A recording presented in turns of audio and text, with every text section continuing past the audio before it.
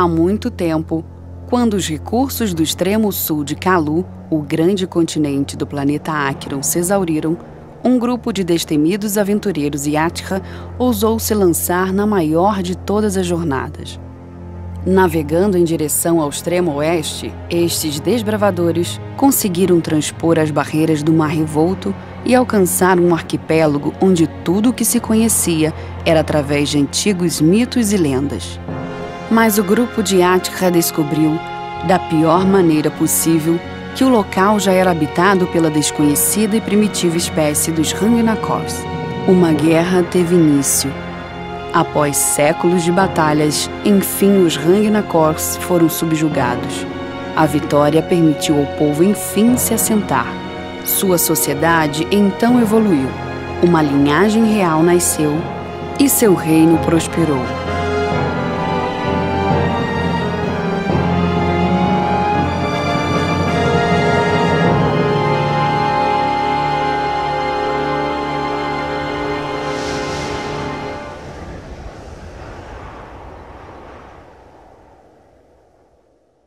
Todo o reino estava em festa, pois aguardava o nascimento do primeiro herdeiro do valoroso rei Arthurian, o Justo.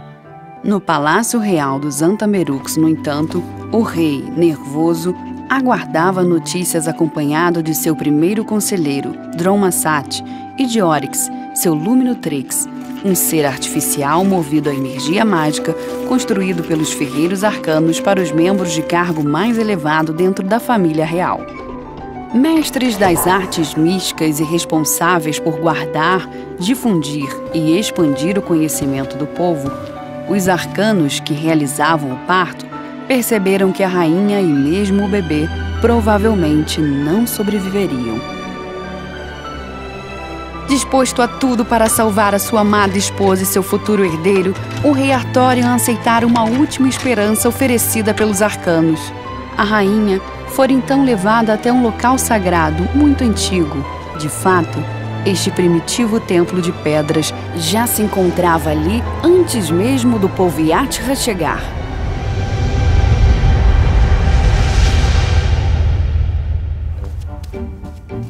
Apesar dos arcanos não conseguirem salvar a rainha, uma menina nascera, a princesa Aliana. Desde o princípio, ela se mostrara prodigiosa em tudo o que se metia a fazer, seja nos bordados com a ama, na música, pintura, esculturas e artes em geral, seja nos exercícios e jogos que insistia em participar com os aldeões, ou mesmo no treinamento de combate que eventualmente conseguia com Luxon Maxus, o mais fiel e corajoso general do reino.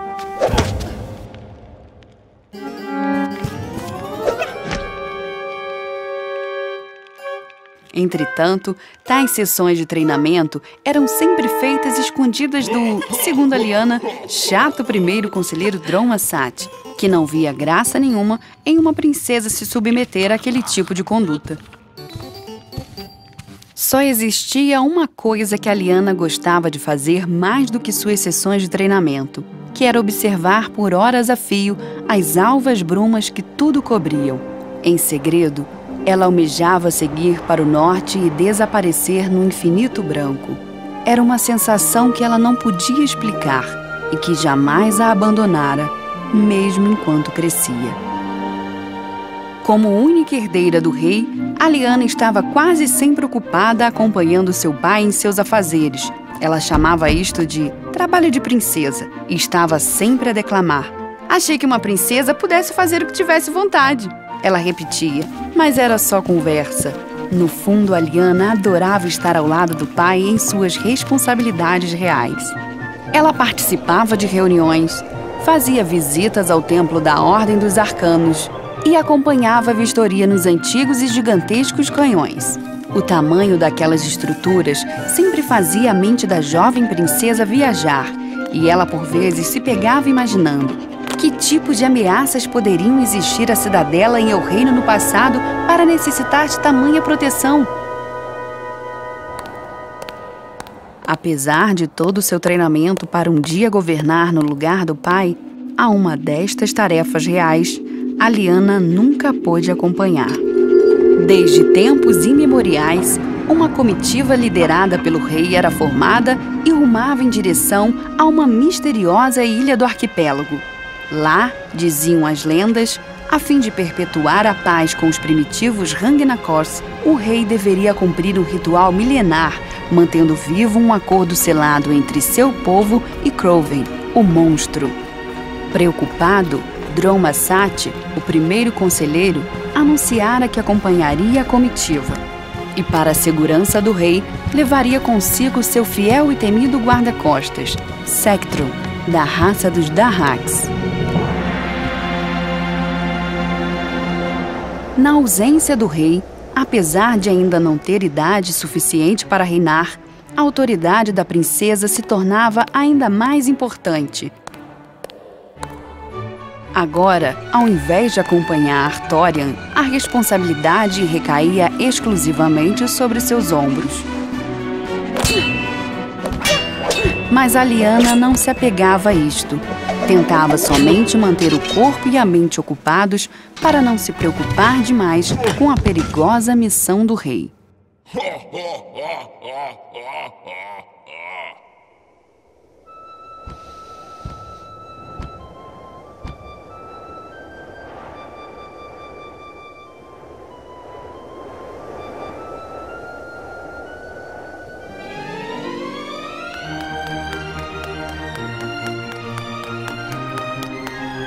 Ela não podia se conter.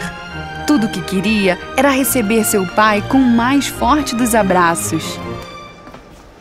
Mas algo parecia estar errado. A Lyanna não o avistava. Crowven havia quebrado o milenar acordo com o reino.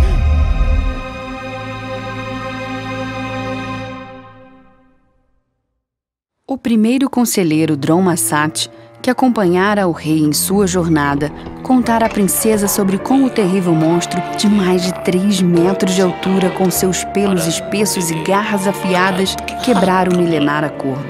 O rei Arthurian estava morto. Assumindo como regente, Dron-Massat responsabilizara a Ordem dos Arcanos, guardiões da milenar tradição, por incitarem um ritual e uma crença infundada que teria levado à morte de seu rei. A Ordem Arcana fora banida, e seus membros exilados na mais longínqua e inacessível ilha do arquipélago. Após a morte do rei, diziam seus súditos, a luz da princesa se apagara.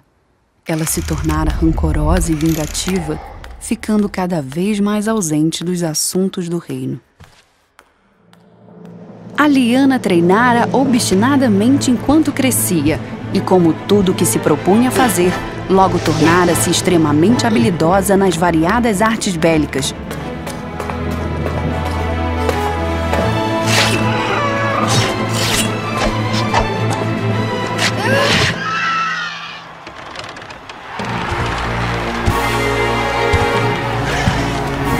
A Lyanna estava confiante. Vencera todos os seus adversários na mais mortal arena de batalhas clandestina da Ilha Erator, onde somente os mais fortes guerreiros ousavam entrar. O que estaria fazendo o mais importante general do reino naquele antro de assassinos e renegados? Questionara Lyanna ao seu velho amigo. Mas ele explicara que recusara-se a fazer parte do reinado de Dron-Massat, recordando-a que nunca tivera uma boa convivência com o primeiro conselheiro.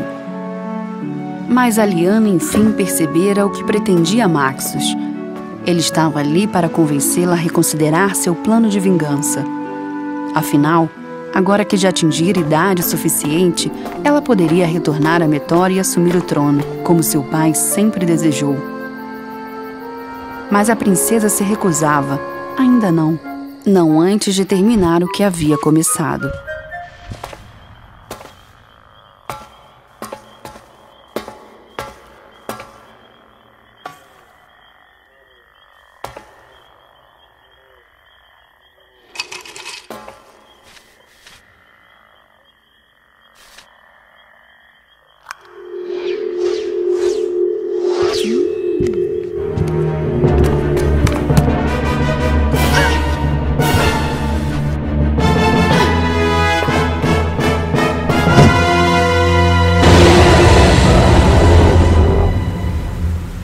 Com a ajuda de piratas deiráqueos, bem pagos para aproximarem-se da perigosa e dizia-se amaldiçoada ilha, a princesa zarpara do porto, deixando para trás o que um dia fora seu lar.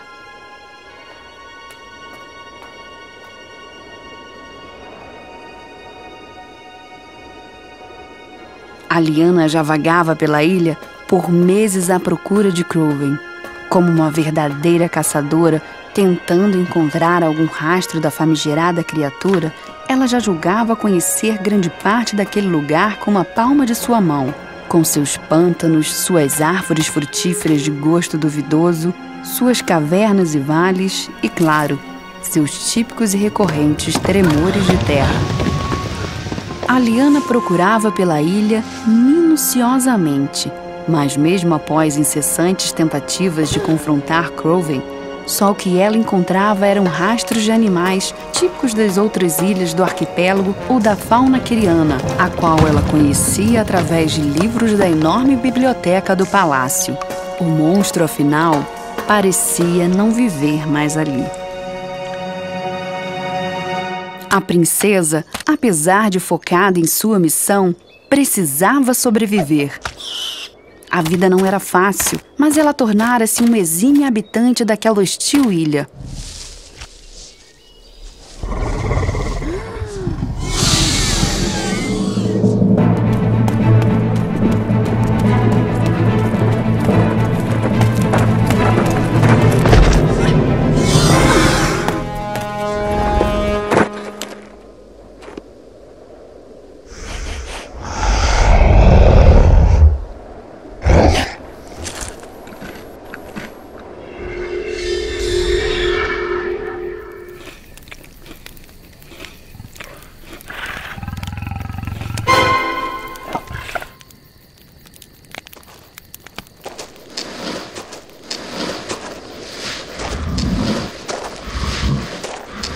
Após toda a espera e sofrimento para encontrar a criatura que matara seu pai, a princesa Lyanna enfim teria sua recompensa.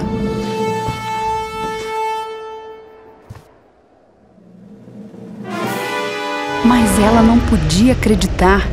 Não era Crowven, afinal, somente um Shierart, um animal recluso encontrado principalmente no reino de Eberron, se ela recordava-se bem.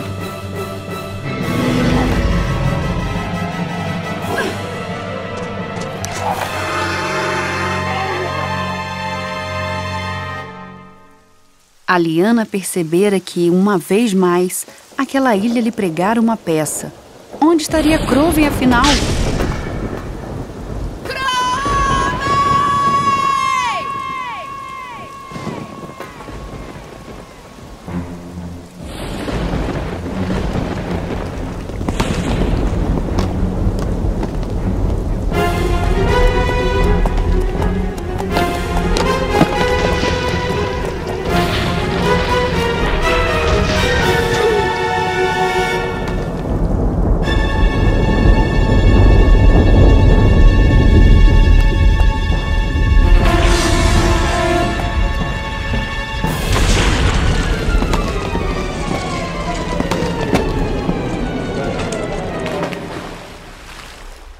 A ilha a qual a Lyanna conhecia tão bem parecia ter tomado uma configuração totalmente diferente. Que lugar seria aquele? Onde enormes fogueiras de energia arcana ardiam em cavernas as quais ela desconhecia.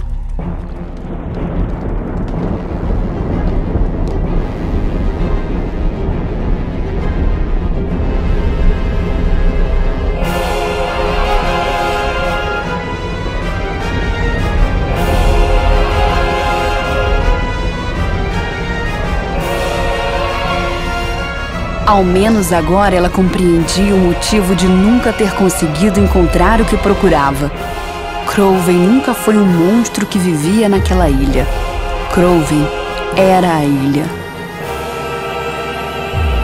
A princesa sabia que não conseguiria completar sua missão dali. Precisava alcançar o centro da ilha, ou do monstro, e ela tinha certeza que esta não seria uma jornada fácil.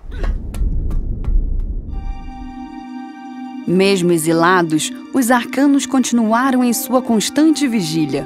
E quando a chegada do grande mal que previram fora finalmente confirmada, sabiam que precisavam agir se não quisessem que todo o reino fosse destruído.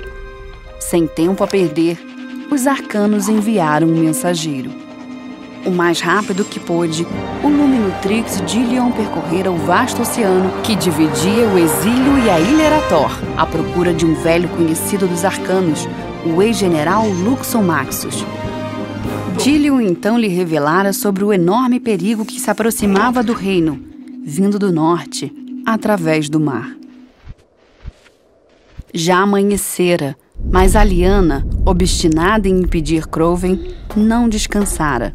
A princesa sabia que precisaria encontrar um ponto fraco, algum tipo de área vital. Enquanto estudava o oponente, entretanto, ela se lembrara de anos atrás, quando Dron Massat lhe contara sobre a traição de Croven. Mais de 3 metros de altura, com seus pelos espessos e garras afiadas? Estava claro agora para ela que esta descrição não poderia ser de Croven. Teria o então primeiro conselheiro do rei mentido? O ex-general não caminhava por aqueles corredores há anos, desde a morte do rei Arthorion, e ele havia prometido a si mesmo só retornar quando a princesa Lyanna fosse coroada rainha. Mas a urgência da situação lhe obrigava a quebrar a promessa. Ele então assumira a missão a que lhe foi confiada e proclamara o perigo sem proporções que muito em breve se abateria sobre o reino. Incrédulo, o regente lhe questionara de forma irônica. Como poderia ele, um reles guerreiro de segunda da Ilha Erator, saber de tal fato?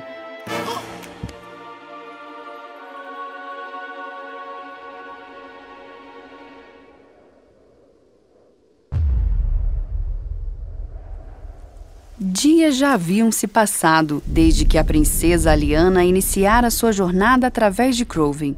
Exausta, com sede e faminta, ela quase acreditara estar tendo alucinações quando avistara a torre do Palácio Real. Mas não era uma alucinação. Croven havia alcançado o reino.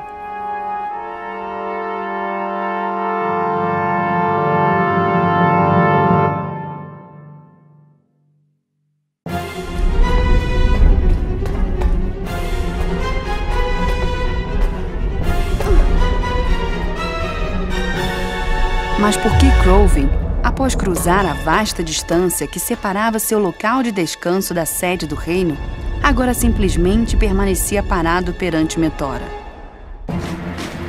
Na primeira linha de defesa do reino, o general Sectron anunciara as ordens do regente Dron Massat.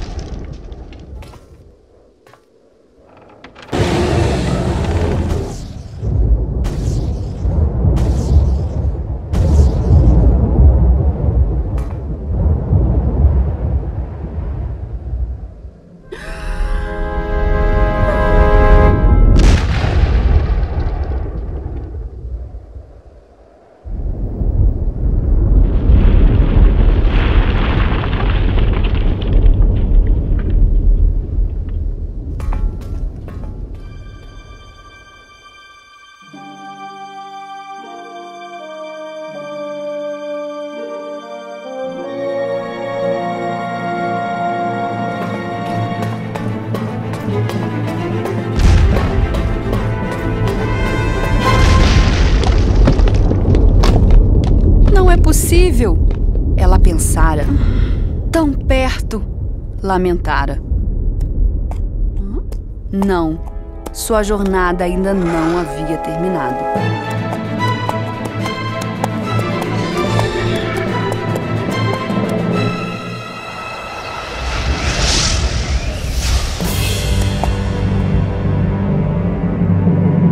Perseguindo uma misteriosa, bela e muito brilhante emanação de energia mística, a Lyanna encontrara o que ela acreditava ser a fonte de vida de Croven.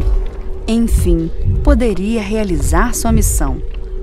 Mas a princesa estava em dúvida. O desejo de vingança que alimentara durante grande parte de sua vida não fazia mais sentido.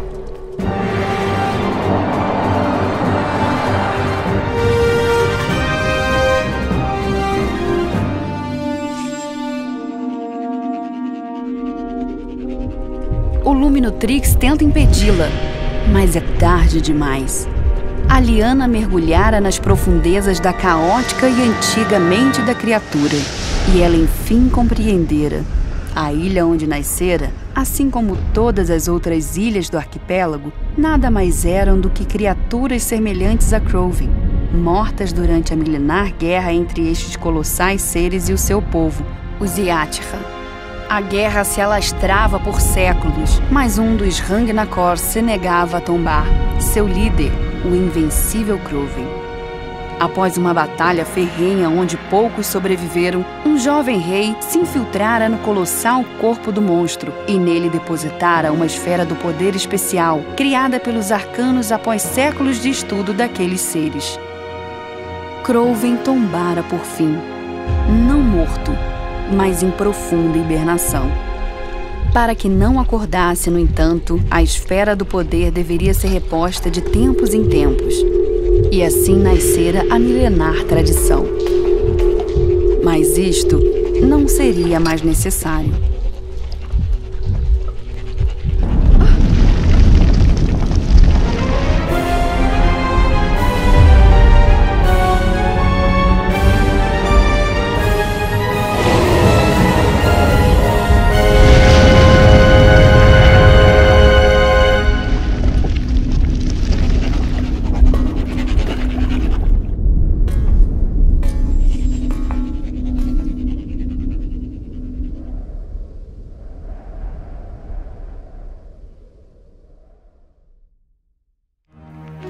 Todo o real plano para assassinar o rei fora descoberto.